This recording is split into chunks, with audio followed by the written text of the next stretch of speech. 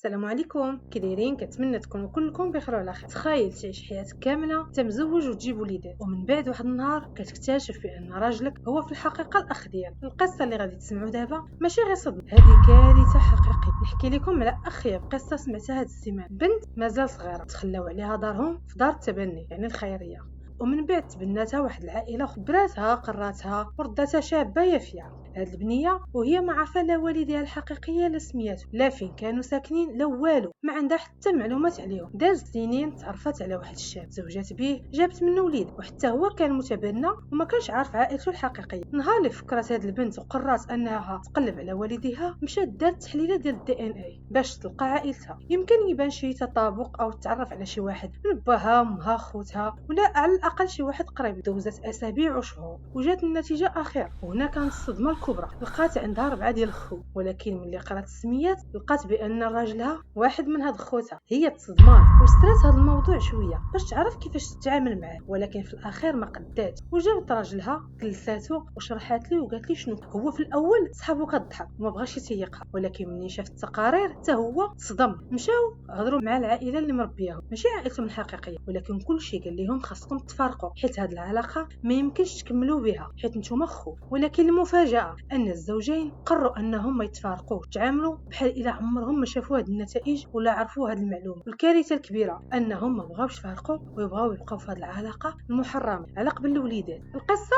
كتسالي هنايا. قولوا لي نتوما الراي ديالكم في التعليقات، واش هادشي اللي داروا هاد الزوجين معقول ولا ماشي معقول؟ ما كرهتكمش الاشتراك في القناه، تهلاو لي في راسكم. السلام عليكم.